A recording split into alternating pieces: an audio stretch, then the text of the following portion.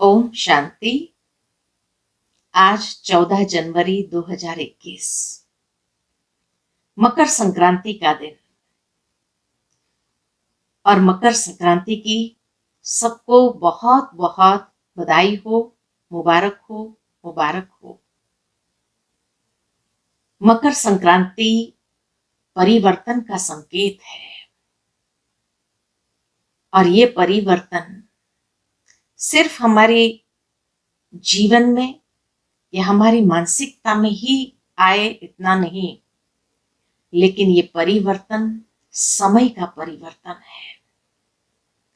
जिस तरह कहा जाता है कि सूर्य दक्षिणायन में होता है और इसलिए रातें लंबी, दिन छोटा होता है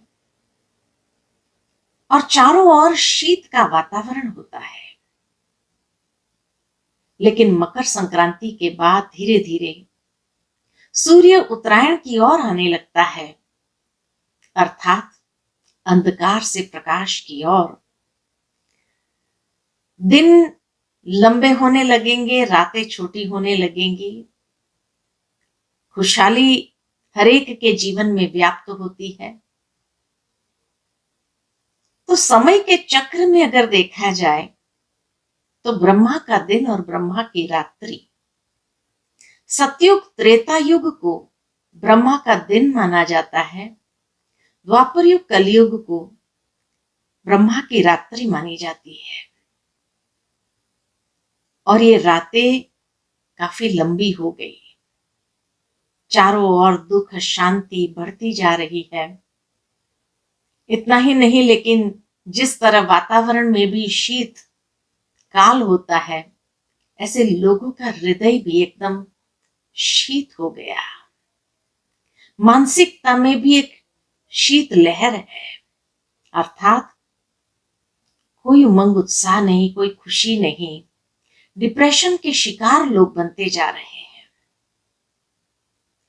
परंतु जब परमात्मा ज्ञान सूर्य इस संसार में अवतरित होते हैं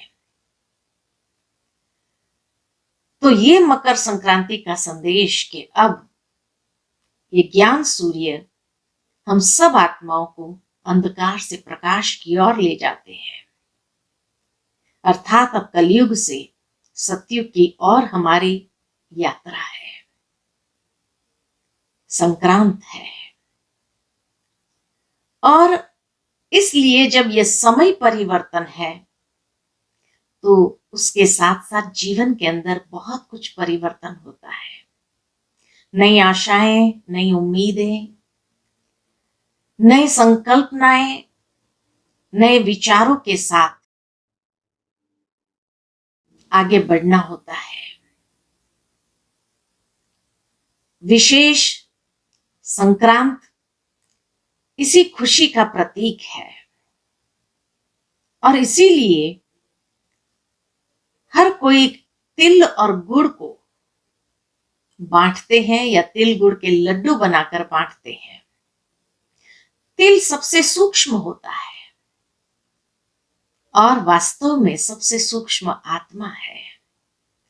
तो परमात्मा जब इस संसार में आते हैं तो सब आत्माओं में जीवन की श्रेष्ठ धारणाओं के आधार पर ज्ञान का उदय, ज्ञान का तीसरा नेत्र जब उनका खुलता है तो उनके व्यवहार में, संबंधों में परिवर्तन आने लगता है। वो शीत समाप्त होने लगती है और जिंदा दिली, खुशी, उमंग, उत्साह जीवन में छाने लगता है।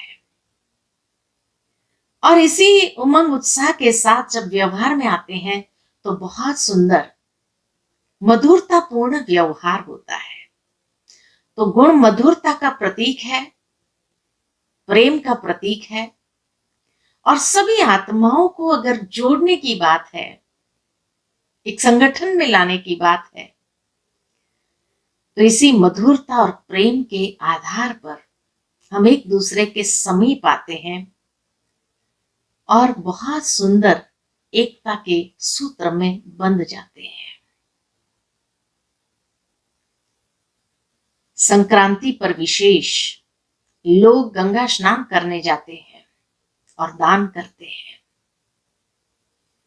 कुंभ के मेले पर भी अगर देखा जाए तो पहला शाही स्नान संक्रांत का होता है।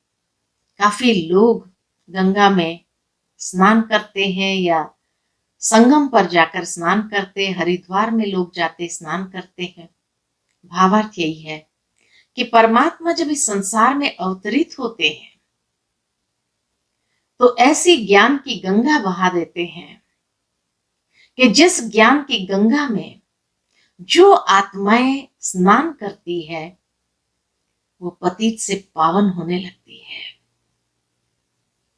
जीवन में एक श्रेष्ठ दिशा प्राप्त कर लेती है।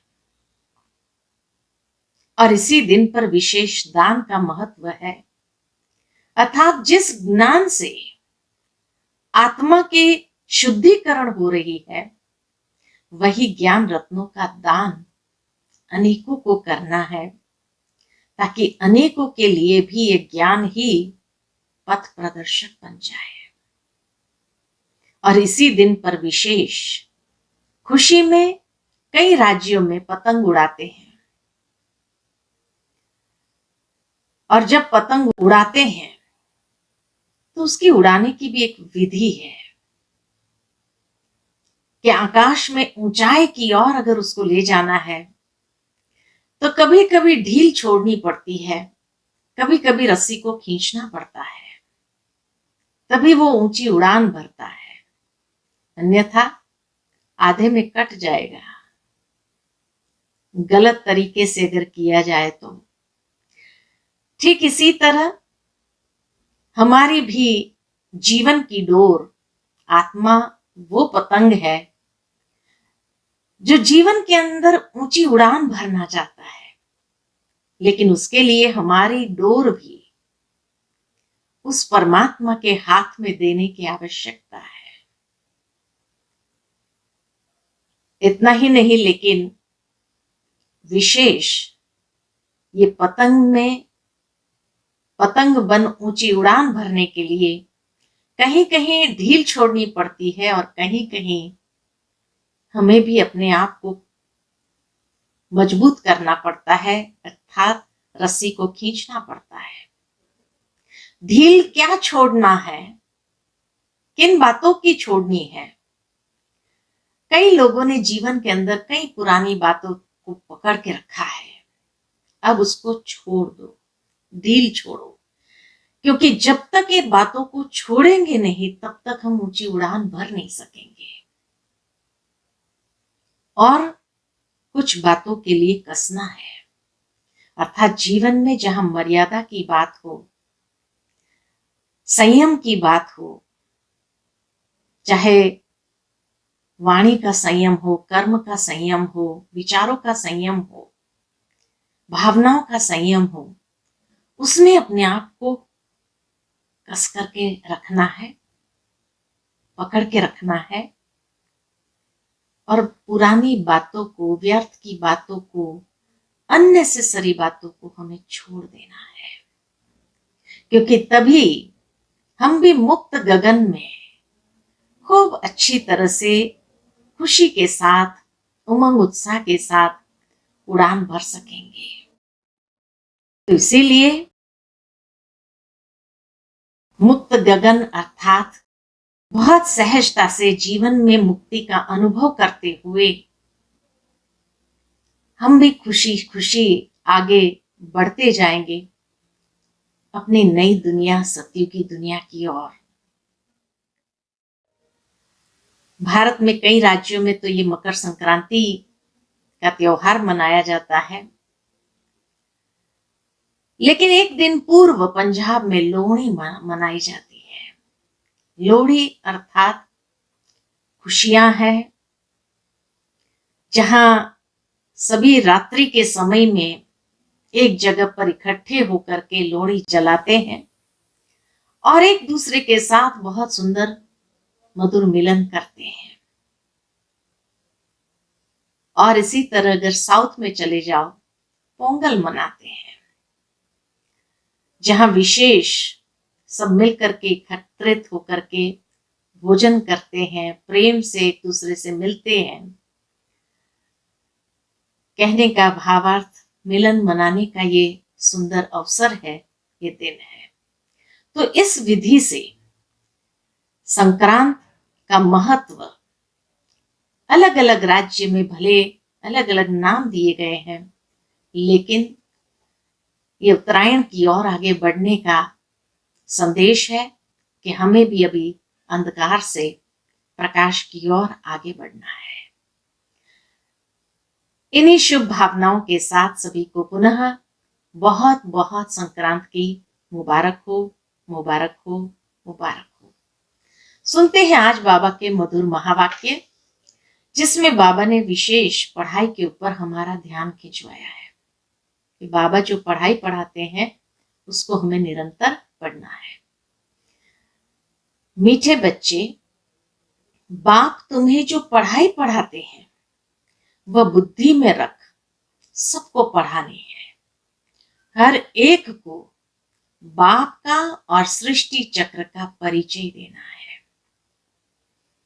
आज की मुरली का प्रश्न है, आत्मा सतयुग में भी पाठ बजाती और कलयुग में भी, लेकिन अंतर क्या है? दोनों युग में पाठ बजाते, लेकिन अंतर क्या है? उत्तर है, सतयुग में जब पाठ बजाती है तो उसमें कोई पाप कर्म नहीं होता है। हर कर्म वहां अकर्म हो जाता है, क्योंकि रावण नहीं है। फिर कलयुग में जब पाठ बजाती है तो हर कर्म विकर्म व पाप बन जाता है, क्योंकि यहां विकार है। अभी तुम हो संगम पर, तुम्हें सारा ज्ञान है। ओम शांति। अब यह तो बच्चे जानते हैं कि हम बाबा के सामने बैठे हैं। बाबा भी जानते हैं बच्चे हमारे सामने बैठे हैं। यह भी तुम जानते हो बाप हमको शिक्षा देते हैं, जो फिर औरों को देनी है। पहले पहले तो बाप का ही परिचय देना है, क्योंकि सब बाप को और बाप की शिक्षा को भूले हुए हैं। अभी जो बाप पढ़ाते हैं, यह पढ़ाई फिर 5000 वर्ष बाद मिलेगी। यह ज्ञान और कोई को है नहीं। मुख्य हुआ बाप का परिचय।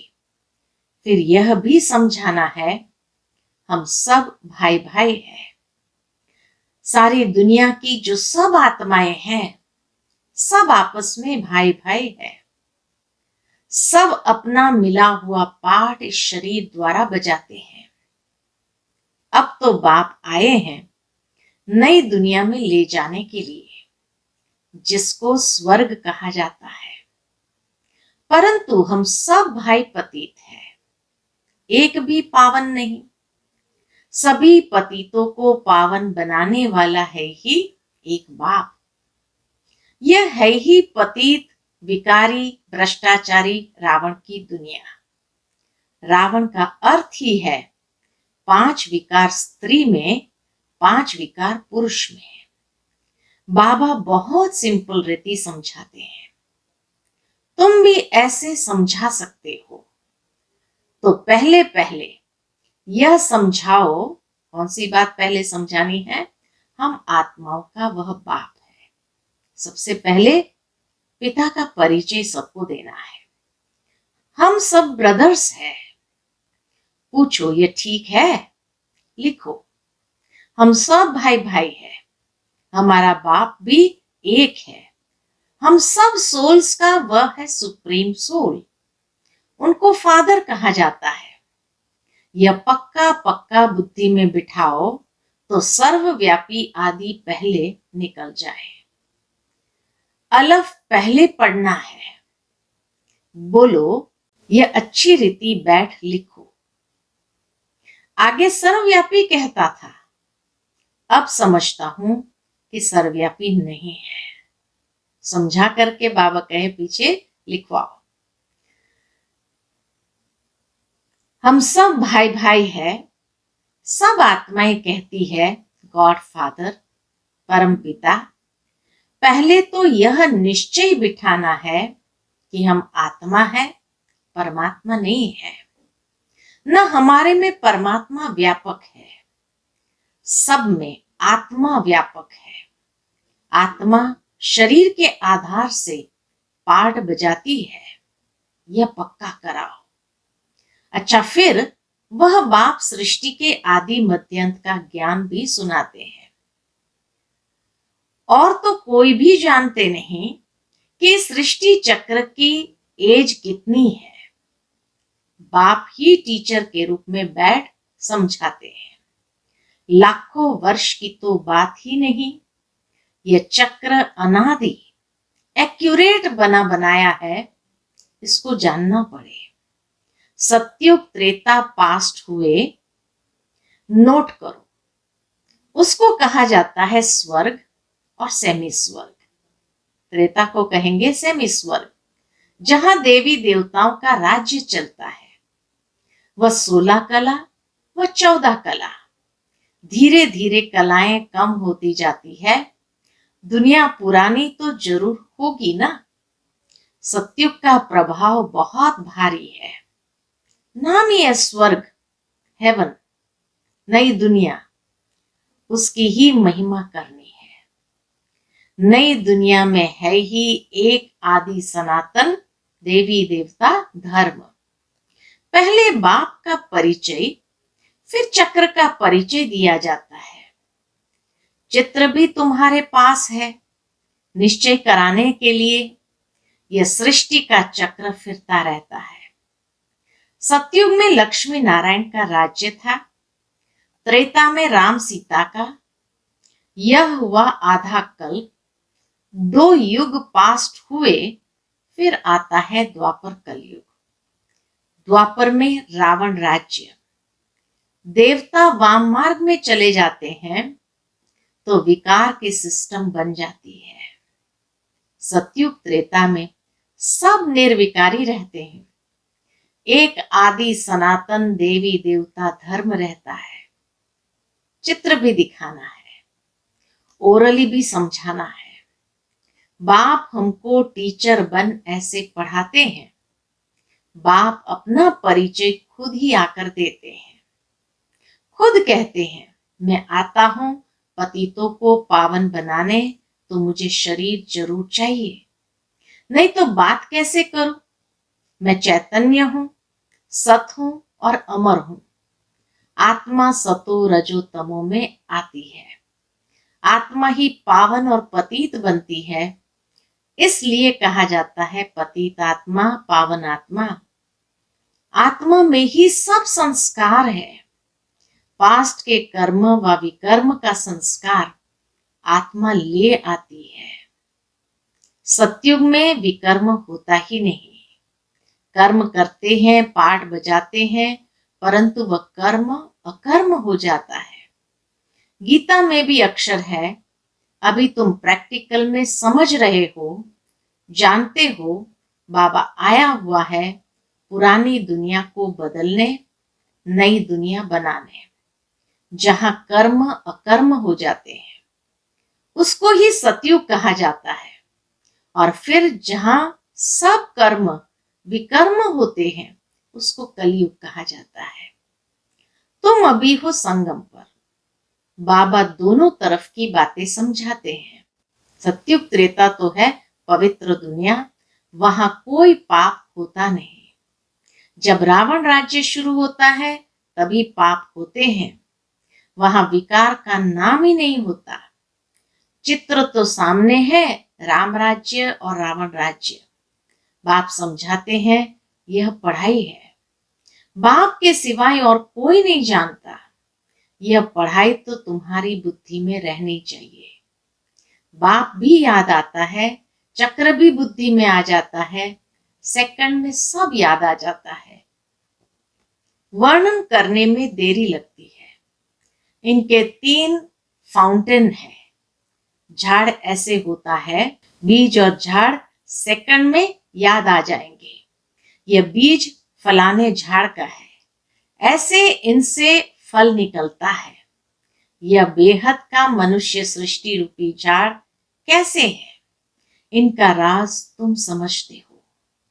बच्चों को सारा समझाया है। आधा कल्प डिनाइस्टी कैसे चलती है, फिर रावण राज्य होता है।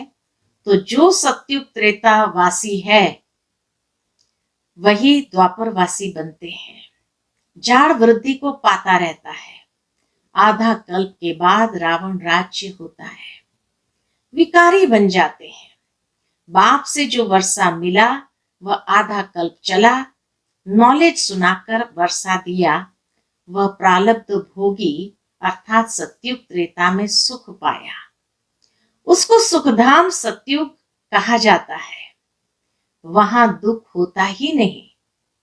कितना सिंपल समझाते हैं। एक को समझाते हो या बहुतों को समझाते हो तो ऐसे अटेंशन देना है। समझता है, हाँ हाँ करता है, बोलो नोट करते जाओ। कोई शंका हो तो पूछना। जो बात कोई नहीं जानता वह हम समझाते हैं। तुम कुछ भी जानते नहीं हो, पूछेंगे फिर क्या। जब जानते ही नहीं है तो पूछेंगे फिर क्या। बाबा तो इस बेहद झाड़ का राज समझाते हैं। यह नॉलेज अभी तुम समझते हो। बाप ने समझाया है तुम 84 के चक्र में कैसे आते हो। यह अच्छी रीति नोट करो, फिर इस पर विचार करना है। जैसे टीचर ऐसे अर्थात निबंध देते हैं, फिर घर में जाकर रिवाइज कर आते हैं ना। तुम भी यह नॉलेज देते हो, फिर देखो क्या होता है। पूछते रहो, एक एक बात अच्छी रीति समझाओ। बाप टीचर का कर्तव्य समझाकर फिर गुरु का समझाओ। उनको बुलाया ही है कि आकर हम पतितों को पावन बनाओ। बाबा को बुलाया इसलिए है कि आकर हम पतितों को पावन बनाओ। आत्मा पावन बनती है तो फिर शरीर भी पावन मिलता है। जैसा सोना वैसा जेवर बनता है। 24 कैरेट का सोना उठाएंगे, खाद नहीं डालेंगे तो जेवर भी ऐसे सतो प्रधान बनेंगे। एलॉय डालने से तमो प्रधान बन पड़े हैं। पहले पहले भारत 24 कैरेट पक्के सोने की चिड़िया था, अर्थात सतो प्रधान नई दुनिया थी। फिर तमो प्रधान बने हैं। ये बाप ही समझाते हैं और कोई मनुष्य गुरु लोग नहीं जानते। बुलाते हैं आकर पावन बनाओ, सो तो गुरु का काम है। वानप्रस्थ अवस्था में मनुष्य गुरु करते हैं। वाणी से परे स्थान तो है इनकॉर्पोरियल वर्ल्ड, जहां आत्माएं रहती है। यह है कॉर्पोरियल वर्ल्ड, दोनों का यह मेल है। वहां तो शरीर है नहीं, वहां कोई कर्म नहीं होता है। बाप में तो सारी नॉलेज है। ड्रामा प्लान अनुसार उनको कहा ही जाता है नॉलेजफुल। वह चैतन्य सतचित आनंद स्वरूप होने के कारण उनको नॉलेजफुल कहा जाता है। बुलाते भी है, हे पतित पावन नॉलेजफुल शिव बाबा। उनका नाम सदैव शिव ही है। बाकी आत्माएं सब आती है पाठ बजाने, तो भिन्न भिन्न नाम धारण करती है। बाप को बुलाते हैं परंतु उनको कुछ भी समझ नहीं रहती। जरूर भाग्यशाली रथ भी होगा जिसमें बाप प्रवेश कर तुमको पावन दुनिया में ले जाए। तो बाप समझाते हैं, मीठे मीठे बच्चों, मैं उनके तन में आता हूं जो बहुत जन्म के अंत में है। पूरा 84 जन्म लेते हैं। भाग्यशाली रथ पर आना पड़ता है। पहले नंबर में तो है श्री कृष्ण, वह है नई दुनिया का मालिक। फिर वही नीचे उतरते हैं, गोल्डन से सिल्वर, कॉपर, आयरन एज में आकर पड़ते हैं। अभी फिर तुम आयरन से गोल्डन बन रहे हो। बाप कहते हैं, सिर्फ मुझ अपने बाप को याद करो जिसमें प्रवेश किया है। उनकी आत्मा में तो जरा भी नॉलेज नहीं थी। इसमें मैं प्रवेश करता हूं, इसलिए इनको भाग्यशाली रथ कहा जाता है। नहीं तो सबसे ऊंच तो ये लक्ष्मी नारायण है, इनमें प्रवेश करना चाहिए, परंतु उनमें परमात्मा प्रवेश नहीं करते, इसलिए उनको भाग्यशाली रथ नहीं कहा जाता है। रथ में आकर पतितों को पावन बनाना है तो जरूर कलयुगी तमो प्रधान होगा ना। खुद कहते हैं मैं बहुत जन्मों के अंत में आता हूं। गीता में भी अक्षर एक्यूरेट है। गीता को ही सर्वशास्त्रमय शिरोमणि कहा जाता है। इस संगम युग पर ही बाप आकर ब्राह्मण कुल और देवता कुल स्थापन करते हैं। बहुत जन्म के अंत में अर्थात संगम युग पर ही बाप आते हैं। बाप कहते हैं मैं बीज रूप हूं। कृष्ण तो है सतयुग का रहवासी, उनको दूसरी जगह तो कोई देख न सके। पुनर्जन्म में तो नाम रूप देश काल सब बदल जाता है, फीचर्स ही बदल जाते हैं। पहले छोटा बच्चा सुंदर होता है, फिर बड़ा होता है, वह फिर शरीर छोड़ दूसरा छोटा लेता है। यह बना बनाया खेल ड्रामा के अंदर फिक्स है। दूसरा शरीर लिया तो उनको कृष्ण नहीं कहेंगे, उस दूसरे शरीर पर नाम आदि फिर दूसरा पड़ेगा। समय, फीचर्स, तिथि, तारीख आदि सब बदल जाता है। वर्ल्ड की हिस्ट्री, ज्योग्राफी हूबहू रिपीट कहा जाता है, तो यह ड्रामा रिपीट होता रहता है। सतो रजो तमो में आना ही है। सृष्टि का नाम, युग का नाम सब बदलते रहते हैं। अभी यह है संगम युग। मैं आता ही हूं संगम पर। मैं तुमको सारी दुनिया की हिस्ट्री, ज्योग्राफी, सत्य बताता हूं, आदि से लेकर अंत तक, और कोई भी जानता ही नहीं।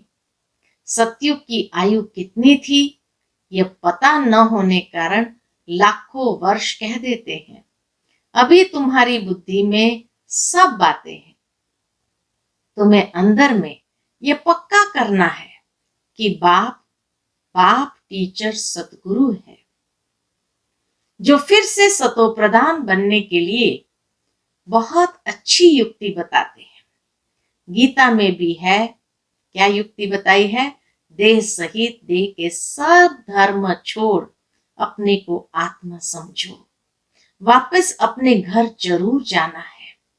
भक्ति मार्ग में कितनी मेहनत करते हैं भगवान पास जाने के लिए। वह है मुक्ति धाम। कर्म से मुक्त हम इनकॉर्पोरियल दुनिया में जाकर बैठते हैं। पाठधारी घर गया तो पाठ से मुक्त हुआ।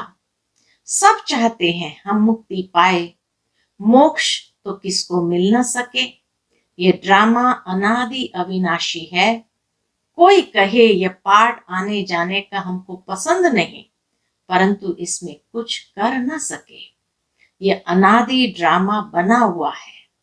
एक भी मोक्ष पा नहीं सकते। वह सब है अनेक प्रकार की मनुष्य मत। यह है श्रीमत, श्रेष्ठ बनाने के लिए। मनुष्य को श्रेष्ठ नहीं कहेंगे, देवताओं को श्रेष्ठ कहा जाता है। उन्हों के आगे सब नमन करते हैं, तो वह श्रेष्ठ ठहरे ना। कृष्ण देवता है, वैकुंठ का प्रिंस, वह यहां कैसे आएगा? न उसने गीता सुनाई। शिव के आगे जाकर कहते हमको मुक्ति दो। वह तो कभी जीवन मुक्त, जीवन बंद में आते ही नहीं, इसलिए उनको पुकारते हैं मुक्ति दो। जीवन मुक्ति भी वह देते हैं। अच्छा, मीठे मीठे सिकिलदे बच्चों प्रति माता पिता बाप दादा का याद प्यार और गुड मॉर्निंग। रूहानी बाप की रूहानी बच्चों को नमस्ते।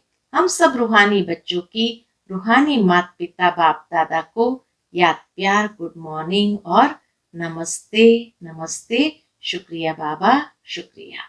आज की मुरली से धारणा के लिए मुख्य सार है। पहली पॉइंट, हम सब आत्मा रूप में भाई भाई है। ये पाठ पक्का करना और कराना है। अपने संस्कारों को याद से संपूर्ण पावन बनाना है। दूसरी पॉइंट, 24 कैरेट सच्चा सोना। सतो प्रधान बनने के लिए कर्म अकर्म विकर्म की गुह्य गति को बुद्धि में रख और कोई भी विकर्म नहीं करना है। आज का मधुर वरदान है, समय पर हर गुण व शक्ति को यूज करने वाले अनुभवी मूर्त भव। समय पर हर गुण व शक्ति को यूज करने वाले अनुभवी मूर्त भव। ब्राह्मण जीवन की विशेषता है अनुभव। अगर एक भी गुण व शक्ति की अनुभूति नहीं तो कभी न कभी विघ्नों के वश हो जाएंगे। अभी अनुभूति का कोर्स शुरू करो। हर गुण व शक्ति रूपी खजाने को यूज करो। जिस समय जिस गुण की आवश्यकता है उस समय उसका स्वरूप बन जाओ। नॉलेज की रीति से बुद्धि के लॉकर में खजानों को रख नहीं दो, यूज करो, तब विजयी बन सकेंगे और बाहर मैं का गीत सदा गाते रहेंगे। स्लोगन है आज का, नाजुकपन के संकल्पों को समाप्त कर शक्तिशाली संकल्प रचने वाले ही डबल लाइट रहते हैं। नाजुकपन के संकल्पों को समाप्त कर शक्तिशाली संकल्प रचने वाले ही डबल लाइट रहते हैं। अच्छा, ओम शांति।